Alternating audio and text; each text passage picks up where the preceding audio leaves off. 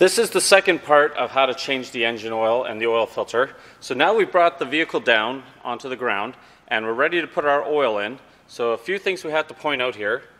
On the engine here, this is called a valve cover, and right here is the oil fill, like this is the cap you take off to put the oil back in the engine.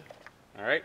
Some you have to screw all the way off like this to get it off. Other ones you turn it a bit and then pop off. So you just have to take notice of which type you have, but it's always counterclockwise to loosen, okay? Also, so don't lose this, make sure you put it where you're not gonna lose it. Then you have your dipstick, which is how we're gonna tell how much oil is in the engine, okay? But first, you need a funnel. So grab yourself a funnel, make sure it's nice and clean, and make sure it's a good size that when you put it in here, it's not gonna fall out and then all your oil would fall out. I'm marking you on to make sure you're not going to have any oil spillage all around here, because then it's going to burn off on here and stink, and no one wants to smell that. So I've got that set up. Remember, we're just practicing here. So here's my oil. Now, first of all, look how dark this is, right? It's definitely due for a change, but we are only practicing. When it comes to oil, it's multi-viscosity oil. So it'll have two numbers. Like it'll have a number, then a W, then another number. The first number represents the winter rating, and the second number represents the summer rating. And this is the thickness of the oil, so it's viscosity, its ability to resist flow. Okay? So basically, the lower the number, the easier it flows. So in winter, this oil here will flow easier in the winter than it will in the summer, because the summer number is much higher. Okay? And that's required just so that way you get proper lubrication throughout all the metal components of the engine, so there's less wear. All right, so I've got this all set up. I'm just going to put the camera here, and we're going to pour that in. I guess this is where I make my cameo, so you get to see me. All right, so just pour it slowly. Do not let it spill out. Okay.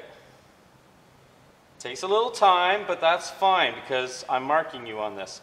Now, remember, we're only practicing. In reality, you would never, ever, ever, never put old oil back in the engine like this. But I'm not going to waste new oil just for the sake of you and your classmates practicing to learn how to do this. All right, so we're going to pour this in, our new oil. Obviously, I'd be doing it from a jug, the one I just showed you that said 5W30 or 10W30. You have to check the owner's manual to see what type of viscosity oil you're supposed to be putting in your engine. Sometimes it does say on the oil fill cap, but if it doesn't say it on the oil fill cap, get out the owner's manual, look in there, and see how much oil you need and what viscosity it's supposed to be. Okay? So no drips. Hey, all right, now we have to see if we have enough in here.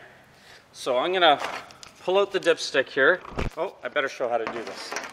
Okay, so there's the dipstick, right? You can see the head of it there. So I'm going to pull it out. I'm not even going to look at it. I'm just going to wipe it off, put it all the way back in here. Okay, all the way back in. Take it back out, then read it. All right, and on a dipstick, there's an add line and a full line. And what you want to make sure is when you're putting in your new oil, you want to fill it all the way up to the full line.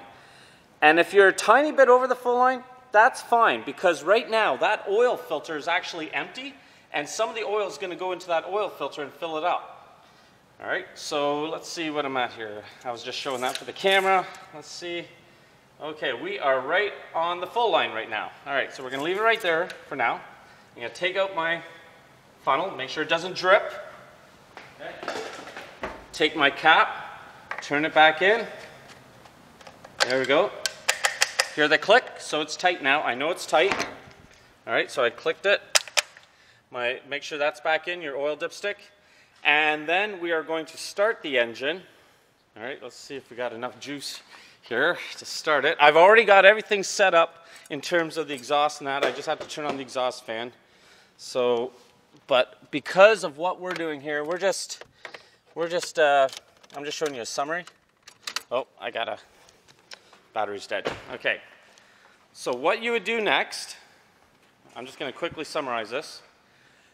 Once you have permission to start the engine, after you've gotten it all set up with the hoses on the back and the exhaust fan on, you would start it, and while it's running, you would get out of the vehicle, and you're going to look underneath like this, and you're going to look for any drips coming down. If you see any drips, you got a problem, and we got to deal with it, all right?